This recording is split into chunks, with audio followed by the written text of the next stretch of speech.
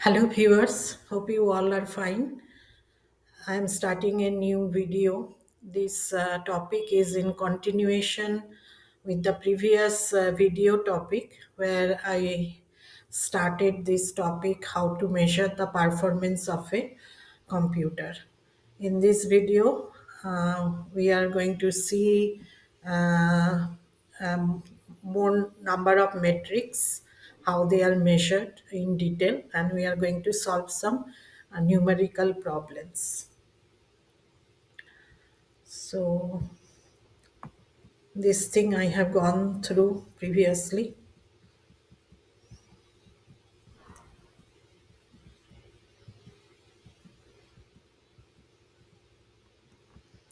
Okay, so just to revise again, you must know that the central processing unit, which is also called the microprocessor, everything, all the hardware components inside and also outside of the CPU, everything in a computer is synchronized with the help of a computer clock. This is the clock signal. You can see highs and lows in the wave. One high, one low together is called a clock period. The unit is in seconds or nanoseconds. Nano means 10 to the power minus 9 second. And depending on how many such clock cycle is there in 1 second, that gives the clock rate. If the clock rate is high, that means it is a high speed computer. And clock period and clock rate are inversely related. And I have also gone through the time scale before, where you have seen what is a picosecond, nanosecond, etc. Pico means 10 to the power minus 12 second. So if the clock period is 250 picosecond, the same thing can be said as 0.25 nanosecond. And if the clock frequency or clock rate is given as 4 gigahertz, you know giga means 10 to the power 9. So 4 gigahertz is equivalent to 4000 megahertz. And you know that the execution time of a program, the formula is this CPU time is measured in how much time the program takes to be executed. So that depends on how many instructions are there in the program, and each instruction takes how many cycles, and each cycle means how many seconds. So this is the formula, and now each one of these parameters can be improved or manipulated at many different stages. Like, for example, instruction count can be improved by writing a smart program. You know, expert programmers write better program than a novice programmer. And instruction count also depends on how good is the compiler. A good compiler will create less number of machine codes for the same program. And it also depends on instruction set architecture, or how many different operations are available in the computer. I gave the example like some computer, if they don't have a better multiplication functionality implemented, they will be doing the multiplication by doing repeated addition, and that will take more time, and it will increase the instruction count also. Instruction count also depends on the organization of the computer. Likely, then similarly, the cycles per instruction, which is called CPI. CPI can be manipulated by a better compiler design and a better instruction set architecture design. And clock rate can be improved by better organization in the computer and the hardware technology improvement. So in the previous video, I was telling that the technology has improved. Transistor size has become smaller and smaller, and that is the reason why the computers are working faster these days. Signals are progressing faster. So at many different stages, these parameters can be improved. So CPU time means total clock cycles and clock cycle time.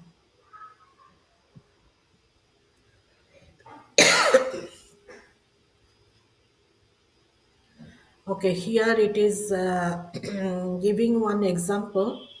Like there was a computer A which was running at 2 gigahertz clock, and it was taking 10 seconds of CPU time to execute a program. Now they are trying to improve the computer with the design of a computer B, and they are aiming for 6 seconds execution time for the same program. So they have to have a better clock rate, but if they improve the clock rate, the CPI will increase. And how much it will increase? It will increase 1.2 times. Then how fast must computer be clocked be? Clocked be. Okay, so this problem is solved here. Clock rate of B equal to clock cycles, total clock cycles by CPU time, and it is given as 1.2 into clock cycle divided by 6 seconds. And now clock cycle of A is given CPU time A into clock rate of A, which is 10 seconds into 2 gigahertz. So this number, if it is plotted here, substituted here, so it is coming out that the clock cycles of B should be 4 gigahertz. Just to get the improvement of execution time from 10 seconds to 6 seconds, the clock rate should double. Okay. Mm. So we have gone through this formula, and now one thing we must know in detail about this cycles per instruction (CPI). So CPU time has this parameter in the middle, CPI. So you know that the computer is performing many different kind of instructions. Some instruction addition, second instruction division, multiplication. So the amount of time for addition cannot be same as amount of time for doing division. So we have to take the effective CPI or the average CPI for all different kind of operations that the computer is doing. So average cycles per instruction is determined by the CPU hardware. If different instructions have different CPI, then we have to take the average CPI. Okay, and this average CPI is not a simple arithmetic average, it is weighted arithmetic average. So, what is an weighted average? Weighted average is taken like this: CPI. If different instruction classes take different number of cycles, then total clock cycles is CPI with the suffix I, means ith kind of operation into instruction count of ith. And weighted average will be CPI I into instruction I. These i's are the suffix, that means what kind of instruction it is performing, and then you divide by total instruction count. So we are taking a weighted average CPI. So here in this you will get a better idea. So instructions, some instructions are arithmetic instruction. arithmetic instruction, arithmetic logic instruction. They are doing load, they are doing addition, division, multiplication, or logical operation and or etc. Some other kind of instruction is called load operation. Load means it is loading instruction from memory to the processor. Load and store means it is storing the result from the CPU to the memory. And there are other kind of instructions, branch instruction, jump instruction, where some decision takes place. If this happens, then instruction will go to a different branch, etc. So instructions are of different types, and the number of cycles they take can vary. Like load store is taking 5 cycles, whereas branch is taking only 3 cycles. Others are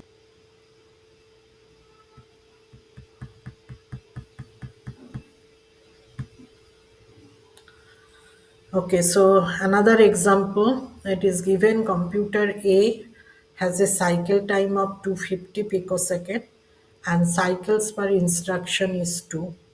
And computer B has a cycle time 500 picosecond and CPI of 1.2.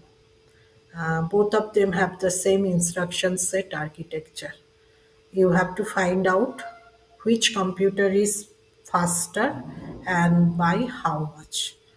So, because both of them have the same ISA, and we are running the same program, so the instruction counts same for both. So, because instruction count is not given, so it is not even required. So CPU time of A is instruction count into CPIA, which is 2 into cycle time, which is 250 picosecond, which is coming out to be 500 picosecond. And for CPU time for B is coming out, CPI is 1.2 and cycle time is 500. So it is coming out to be 600 picosecond. And this instruction count is the same in both the cases. So how much faster? You just divide 600 divided by 500, and that gives the answer. Now let's see another solved example. Here it is saying alternatively compiled code sequence using instructions in classes A, B, C. Instruction class, instead of telling whether it is addition, division, or branch, or load, store, or ALU, it is just telling the classes of instructions are A, comma B, comma C, and CPI for class A. Class A instruction takes 1 cycles. Class B instruction takes 2 cycles. Class C instruction takes 3 cycles. So instruction count in sequence 1. So they are running two different programs here. This one has two instructions of class A, one instruction of class B, two instruction of class C. So you have to find out the total clock cycle. So 2 into 1 plus 1 into 2, it is coming out to be 10. And average CPI will be, because there are total 5 instruction, 10 by 5 is 2. And for this one, total cycles coming out to be 9, and you divide 9 by 6, it is coming out to be 1.5. So if we consider cycles per instruction, sequence A is taking less number of cycles, average. uh, yeah, so it is, this one is better, sequence B, sequence 2.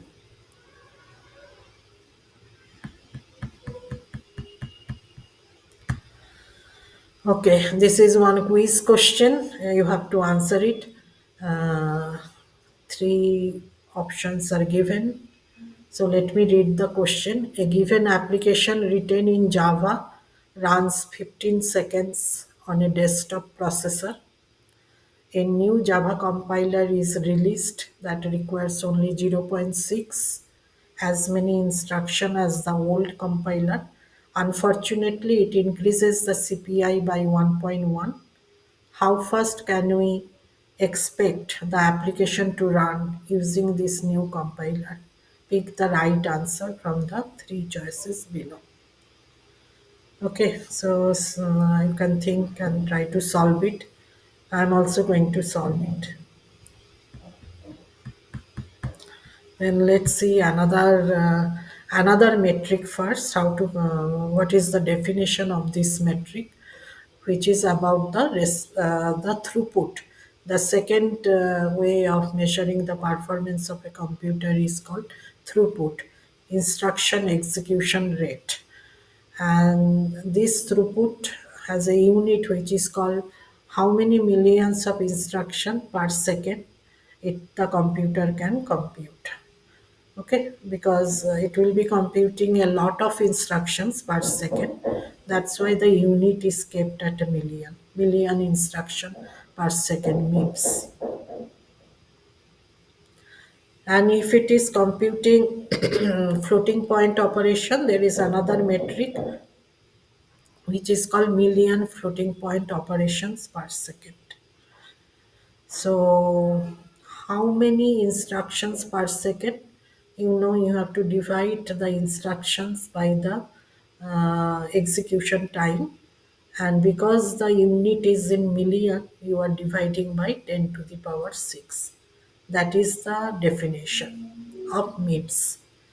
Now, you already know what is the instruction count formula. So, if instruction count is execution time equal to instruction count into CPI divided by clock rate. If you put this here, so MIPS is reducing to be clock rate divided by CPI into 10 to the power 6. So this MIPS is used for throughput measurement. And the relation between throughput and execution time is also given. You are getting this. And they are reciprocal. You can see that they are reciprocal. So if the execution time is less, then MIPS is more, and vice versa.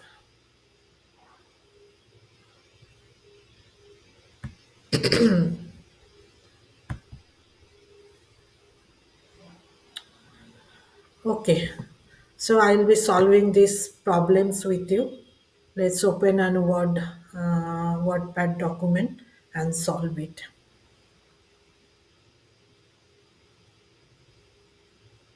The same ISA.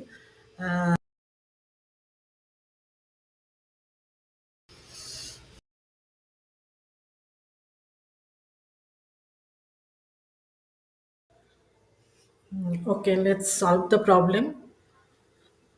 So the first problem, this one, the quiz question. A given application written in Java runs 15 seconds on a desktop processor. A new Java compiler is released that requires only zero point 0.6 as many instructions as the old compiler.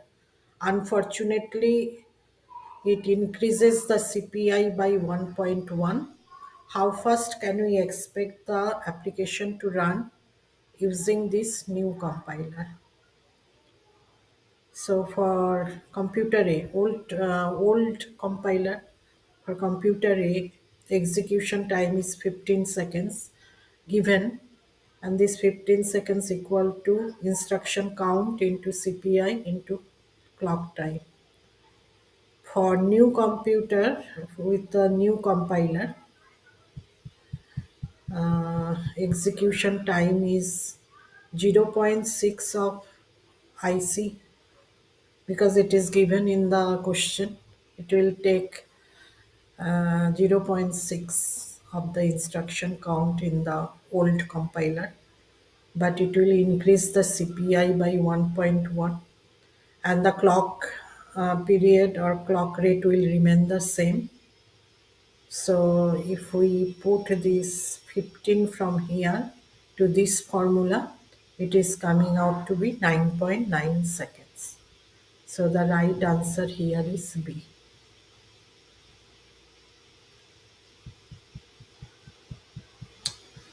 Let's solve this problem of average CPI or effective CPI.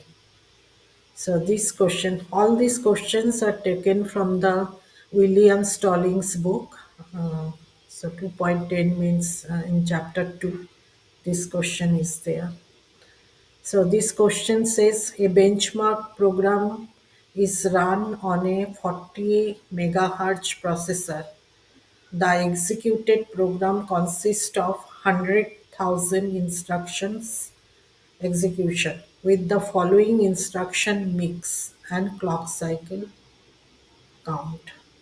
So different instruction types, integer arithmetic, data transfer, floating point, control transfer, or with that branch and jump. And corresponding instruction count is given because we are going to take weighted average, so instruction count is given. And cycles per instruction is given here.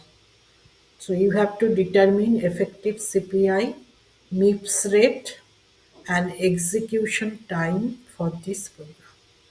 So CPI average will be this because it is in 100,000. Here also everything is in thousand. I have not written that thousand part to simplify calculation. So 45 into 1 plus 32 into 2 plus 15 into 2 plus 8 into 2 divided by that 100,000. 100. So it is coming out to be 1.55 effective CPI or average CPI. Then second question is MIPS rate.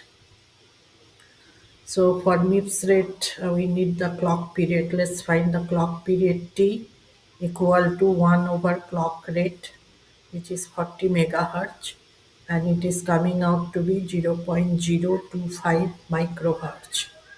Microhertz, that mu is the mu means micro, and micro means 10 to the power minus 6. So execution time is IC 100,000 into CPI 1.55 and clock period 0.025 micro 10 to the power minus 6. So it is coming out to be 3.8 millisecond. So MIPS rating will be 100,000 instruction in 3.8 millisecond, and also you divide by 10 to the power 6 because you are going for million. So this is coming out to be 26.31 MIPS. That is the throughput, which is very less because the question says megahertz clock. So it is not at all a modern computer.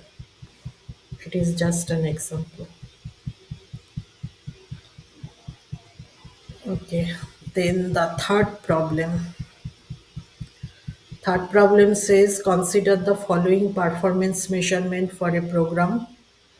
Uh, it is comparing two computer A and computer B. Computer A is running 10 billion instructions. Computer B is running 8 billion instructions, and both of them have the same 4 gigahertz clock rate. CPI for computer A is 1, CPI for computer B is 1.1. Then first question, which computer has the higher MIPS rating, and B, which computer is faster. So let's see, clock rate is given, so clock period is 1 over 4 gigahertz, and execution time is IC into CPI into T, 10 billion CPI 1, and clock rate, it is coming out to be 2.5 seconds. And MIPS rating 10 billion divided by 2.5 seconds divided by 10 to the power 6, coming out to be 4000 MIPS. And for computer B, same clock, execution time for 8 billion instructions, CPI 1.1. It is coming out to be 2.2 seconds. And MIPS rating 8 billion divided by 2.2 divided by 10 to the power 6 is coming out to be 3636 MIPS.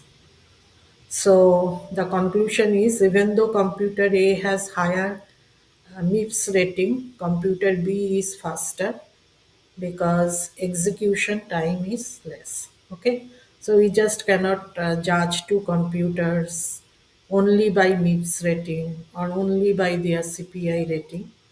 The final word is for execution time. Whose execution time is less is the for the same program is the faster computer. Okay, let's see another problem. Okay, okay, this is about spec rating. I think we haven't gone through the spec slides, so we'll do it later. Anyway, today it is up to this, and we will check few more numerical problems in the next video.